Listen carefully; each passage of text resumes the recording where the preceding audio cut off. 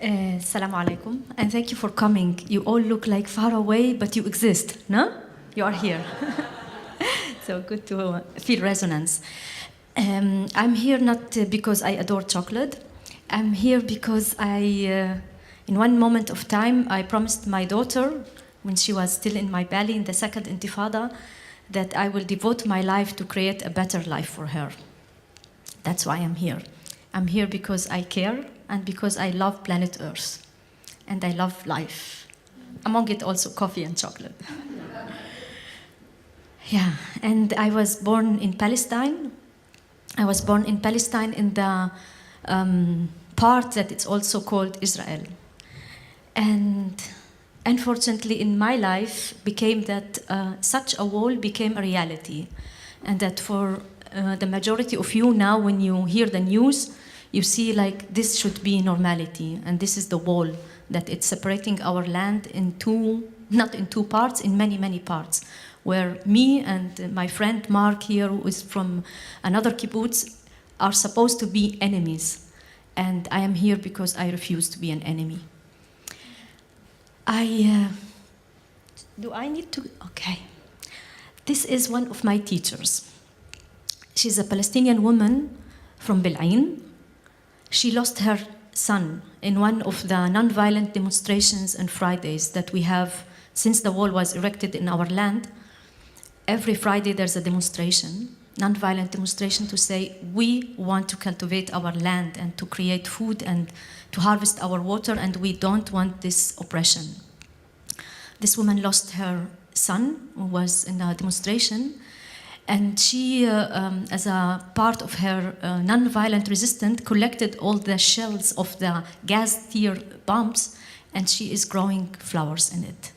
And when I asked her, where do you have your source of power? Where do you have your source of hope? And she said, what happened to my son shall not happen to other people. And for this, we, Palestinian women, don't have the privilege of losing hope. So although I am myself Aida since the last war, I feel that in every step I'm trying to maintain the hope and the power. And thank you also to such gatherings, to come among friends and to come among people who are doing the same work. This is for me empowerment, to see friends like Sarah, like other people who are supporting the work, to come together with you. It's regenerating the power and the hope. But just to let you know, I am in these times, I need you. I need that you radiate the hope and the support so we can continue the work. This is part of the situation in Palestine. Osman was explaining about the situation in Senegal, where the rain is an issue and the desert is an issue. In Palestine and in many places in the world, it's not the issue. Also in Senegal, but we all got used to this situation that there's the illusion of that there's no enough resources. And Gandhi said that there is enough resources to feed all our needs, but not the greed. And we in humanity created a situation where all these natural disasters that we call it natural disasters were made by us, by mismanagement. And where situation in Israel-Palestine, it's the extreme of it. So you see the political situation added to it, all these difficulties, then we think that there is no enough resources. The main obstacle in Israel-Palestine is the complex of fear, the complex where I don't have enough and that's why I need to control you. This complex of fear exists all around in humanity, and in Israel-Palestine it has the extremity of it. These farmers who would love their land have to wait many, many hours in order to access it. And such situation is one example. There's lots of examples like this where the land is cut, where last year in the day of the human rights, International Human Rights Day, the minister of the Palestinian minister who is against the settlements was shot when he was planting olive trees.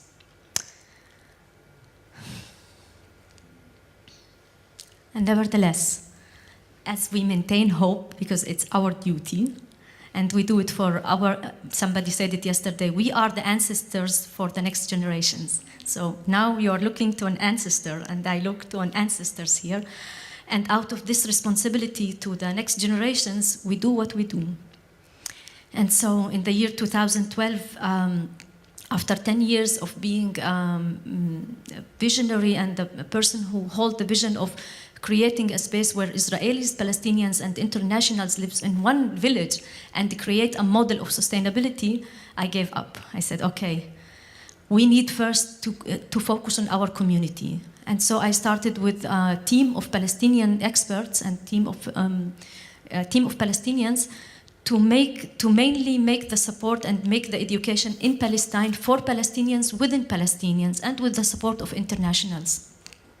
And I'm thankful that in the way I got a lot of help through a company like Lush, like Tamera, like many people who are helping the work. And mainly what we are doing, we bring Palestinian experts, among them also people like here, like Murad is present. And we meet them with the Palestinian students, and by this we meet their needs. And for me, it was very important that I bring the education for our students about sustainability, not to sustain what existing, but so we can teach them what is regenerative life, what is abundance. Yesterday we were hearing that the scarcity thinking that we are living in is the main thing, and in order to get out of it, we need an experience of abundance. Or, for some people who are privileged, can have the turning in consciousness to get out and to understand what is abundance. And for us in Palestine, it needed that we show the students how is it to live a life that it's abundant. And for this, we created centers, mainly one center now in Tulkarem, where we showcase all the sustainability devices that exist. And in one, maybe we stay with the one before, in one of them, you can see here why we are building a biogas system. So the Palestinians don't need to cut wood for fire for cooking, but to use the animal manure to produce gas. The soldiers, it's not that they became curious, they were in fear, what are we doing? And so they came to the farm, and this is the daily reality when you live in a farm that lost 80% of it to the wall, and from the other side, 11 Israeli chemical factories who are operating inside Palestine. So they are not allowed to operate in Israel because they are polluting the air, but they move a little bit, and they are in Palestine because it's allowed, because it's under occupation. So the city that we are working in, it has the highest rate of cancer in the whole West Bank. Nevertheless, people are holding hope. Nevertheless, people insist to create organic food. Nevertheless, people say, we love life, and we stand for it. This was one of the first gathering in 2013. Lots of Palestinian students, lots of internationals who came together and started this center. And you can see the joy in the people.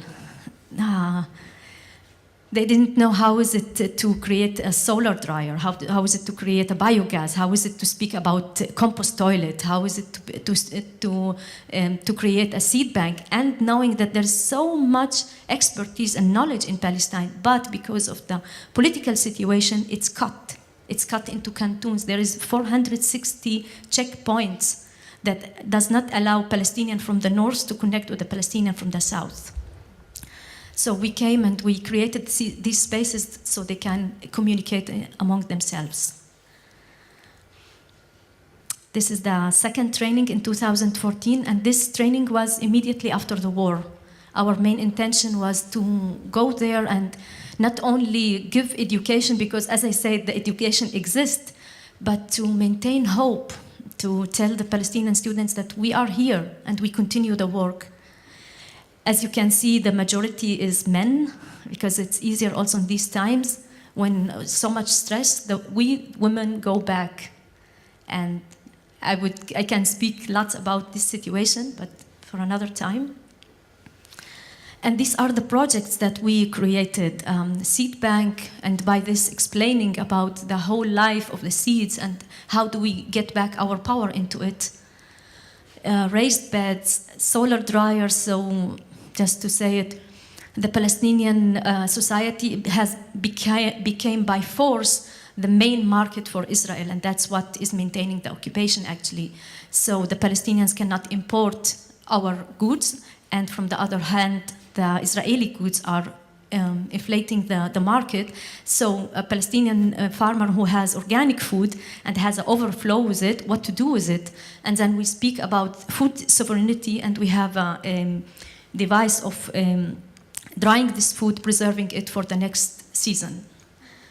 Biogas, as I said, aquaponics system, and the compost toilet, I would not speak about it because this was a cultural shift, how to speak about just only this thing, our waste, our human waste, how to take care of it and not to give it to the outside, and how much power we regain when we take care of all these aspects of us. Yeah, this is the work, and this is the great challenges that we have, and you are the great support that we are having. And for me, it's a great opportunity to say, in these times,